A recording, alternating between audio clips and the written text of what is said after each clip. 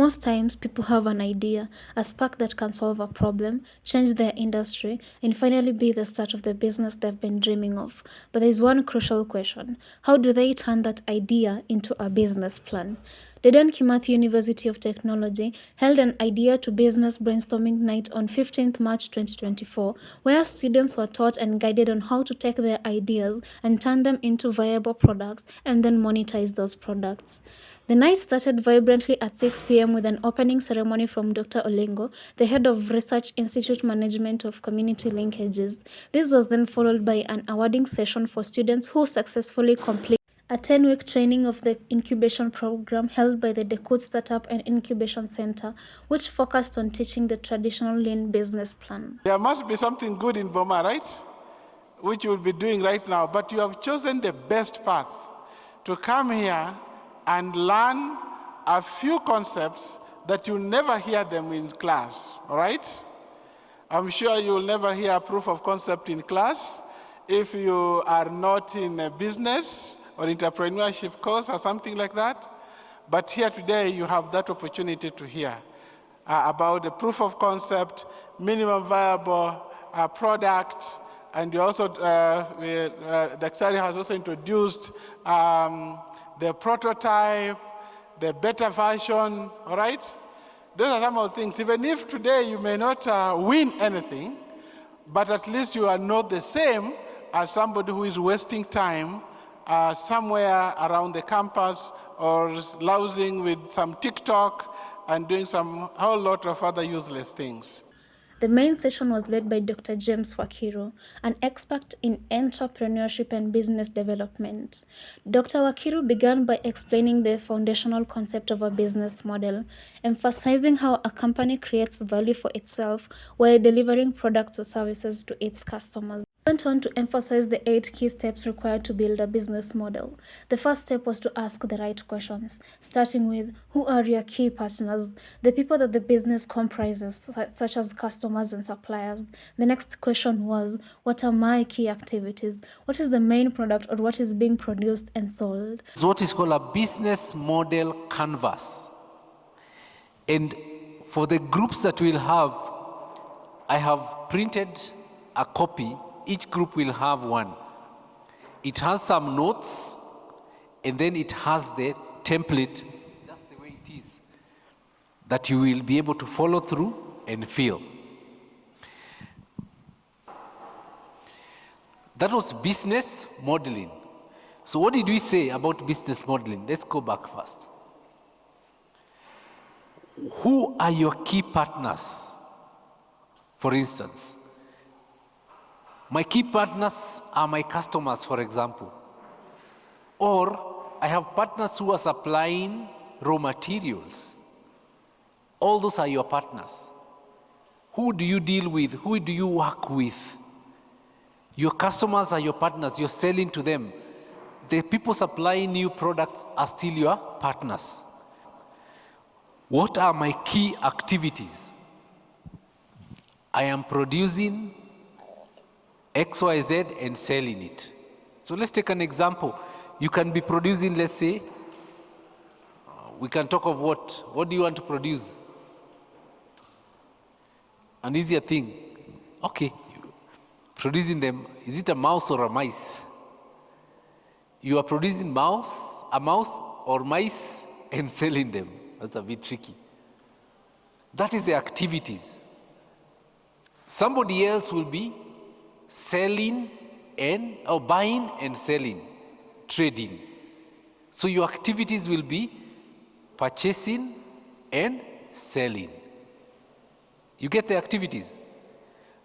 Sometimes you forget the inputs and you just look at the outputs, which is wrong, because also the inputs can be areas or avenues that you can really innovate. Dr. Wakiru noted that most people focus on the output, forgetting about the input required. The third question was, what are your key resources? Resources could be more than just money. It could be skilled personnel, financial capital, intellectual property, and physical assets. Dr. Wakiru then discussed the value proposition, asking a critical question, what value does your product bring to the customer? Then the next thing they ask you is, what are your key resources?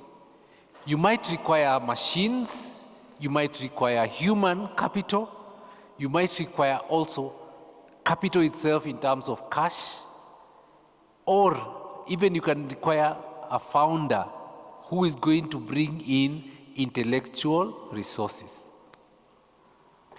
And I was giving you an example. When you start a business, sometimes you don't require cash. You just need somebody's mind. You can have a very good idea, very good innovation in terms of engineering, for example, but you don't know how to sell it.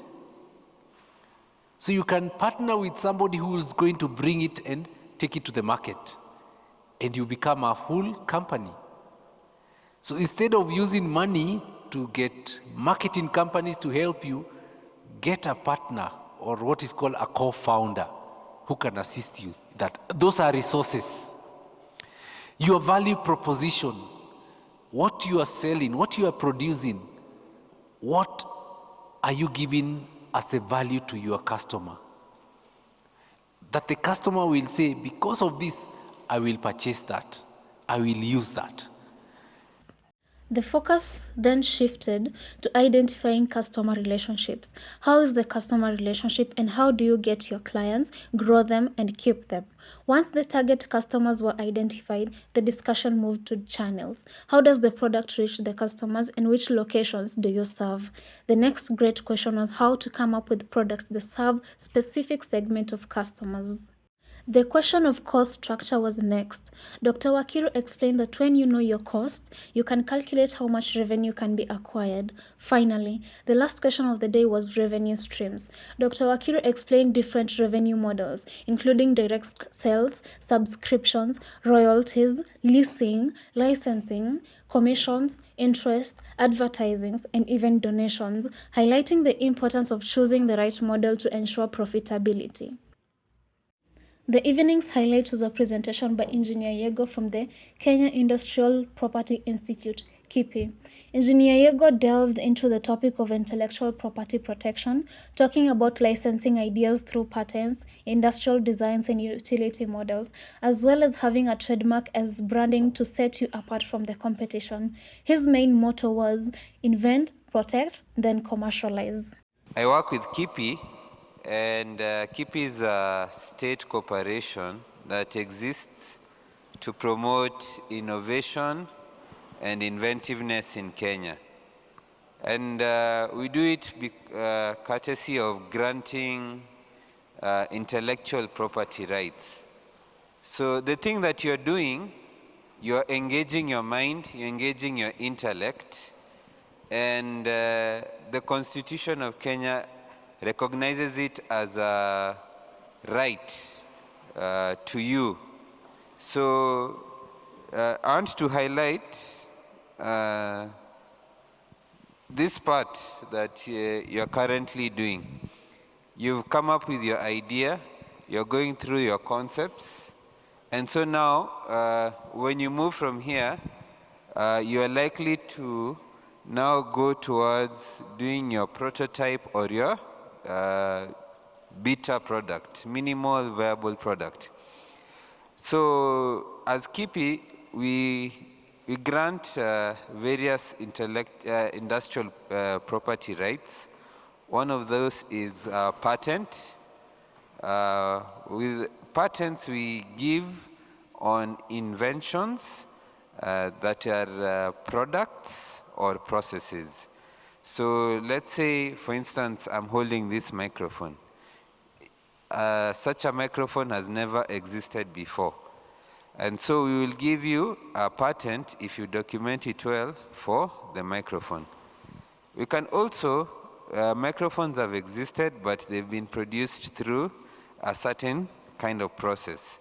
But now because you've come up with a new way of coming up with a microphone, we can give you a patent for that. So as Dr. Wakiru mentioned earlier, we give patents based on new products or a new process for coming up with a product. There's also another property that we give called industrial design. Industrial design is basically, let's say you've come up with a microphone, but it now has a unique shape from existing microphones. Like for instance, when you moved from from microphones with cords to cordless microphones, you see the concept of the microphone is known, but the concept of the cordless is not known. So under that, would give you what we call an industrial design. So even as you're coming up with these processes, even before you get to the point where you're pitching to an investor, we usually encourage you to get intellectual property. The good thing when you're here at Dedan Kimathi, DHub and SIC will be able to assist you to be able to get these rights. The reason is the moment you disclose your idea in a forum, say, much similar to this, maybe there are other investors, probably external investors, and they take your idea. You will be, let's say you have, let me just use the word and say you have exposed yourself because you have not, there's no documentation to show that such a product belongs to you. And so we usually encourage inventors, entrepreneurs like you tonight, even as you continue to develop your idea, make sure that you seek the requisite intellectual property. Dr. Tanui, the COD of the School of Science, then stepped forward to give a 5-minute elevator pitch as an example to the students. An elevator pitch is a way of convincing the market to uptake your product. I want to start by giving a very simple story. I had a friend of mine last year, Kevin, who had his business closed down after operating for 22 years. And this is just because NEMA had issues with him because of polluting the river around him. That business, as we speak, is still closed down, and being a close friend of mine, still struggles to make in this hard economy. And here I'm here to talk about pollution that is created by industries that release wastewaters, causing serious smell, but also pollution that end up getting into human beings, causing cancer. And just the last 1 year alone, 4 tanneries have actually been closed down because of pollution. And this is the problems that NEMA are highlighting. And currently there is no good solution that solves this problem. And that is why I am coming in with a solution of a process that has actually been tested that removes heavy metals and the foul smell 100%. And what is even more important is that the heavy metals that are being recovered, you're able to reuse it, and therefore guaranteeing a circular economy. And we are saying now industries have no more problems with NEMA. We have gained traction in our business. We have a team that we've been able now to engage and have completed our R&D, which has costed us about $3,000 US. And we have also tested our proof of concept with our prototype with Sagana Tanneries, and we have also engaged Nairobi Rivers Commission that are very interested with our new technology. Also, DeKUT, also being an institution that generates waste, willing to engage with us so that we can actually treat the waste that are generated from tanning processes. Also, Aziz Tanners, a company that is really struggling with wastewater pollution, has reached out to us to adopt our technology, and recently we have won a grant of $4,000 US that is able to assist us to gain traction. Also, recently we have won a grant of about $20,000 US that is assisting us to offer capacity building to the stakeholders in this industry. And we have also applied for a patent, and therefore we are safe with our technology. Our business model is B2B, meaning we are a business that is engaging other business stakeholders that we are ready to utilize our prototype, and that is how we have designed an industrial process that is actually patented. And we are willing to sell our industrial design, a 10-liter container, for $30,000 and also this requires chemicals, which is our company secret, and therefore we are not going to disengage with the companies that engage us, and we will be going there now to offer our technology, and the chemicals for a 10,000 liter is available at $700. We are a team of 4, myself as the CEO, Dr. Ngorora as the Chief Operations Officer, Dr. Kagondu as Finance and Marketing Officer, and Mr. Adams, who is our technologist. We are asking for $100,000 that we are going to use it to accelerate our business. We will use $90,000 to fabricate the engineering designs that we are going to sell to our industries, and that would guarantee about 20 pieces, and also engage in active R&D and marketing, and also hiring of experts that will cost us $10,000. Thank you, and we hope we get in business with you.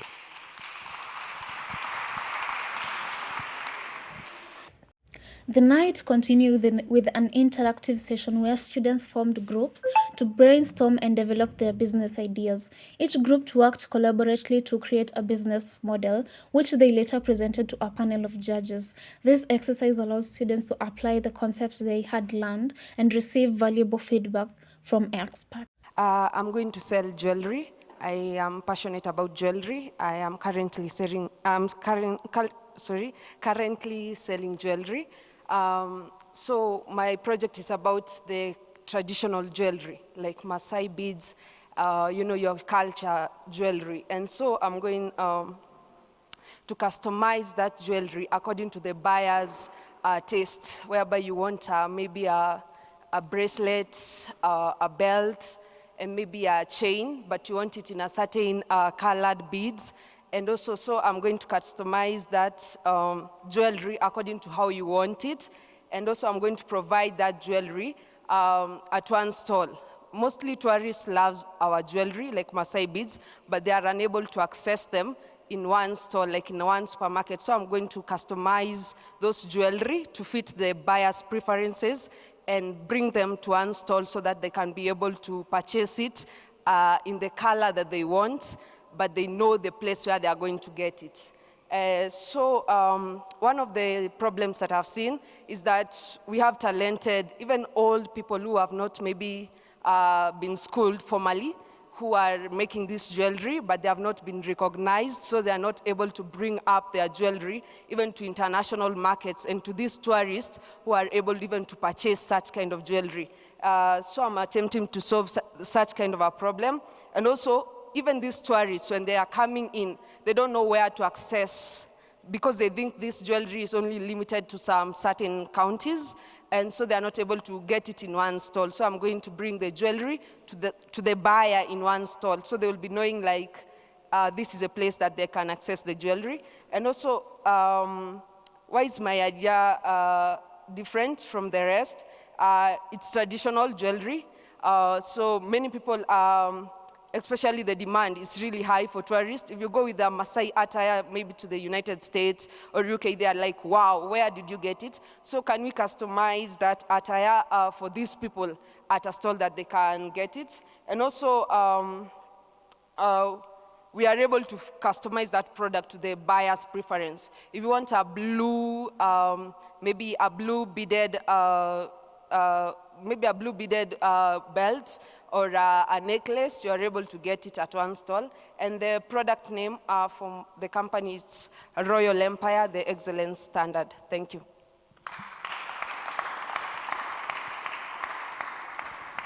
Product's name is Energy Management System Tech.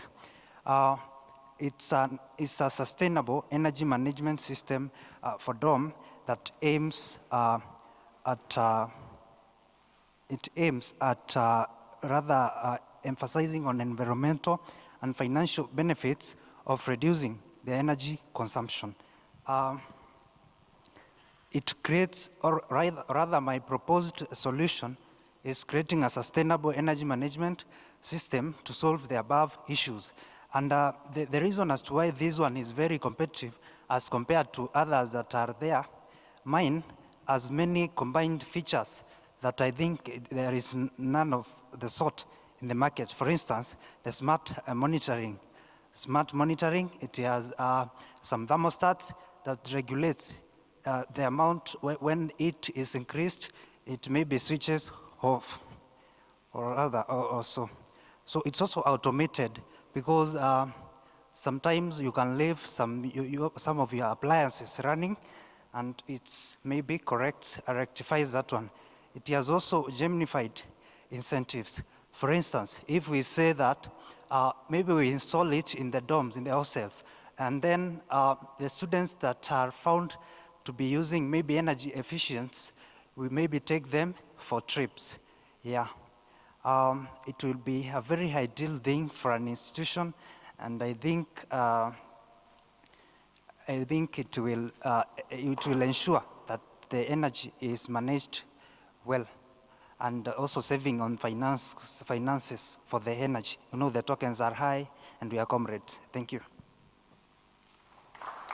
As the event drew to a close, the sense of achievement and inspiration was palpable. Dr. Olengo, Professor Kioni, and the panel of judges from ICT and QP made some final remarks. So we've seen it has gone well, and we've seen the amount of work you put.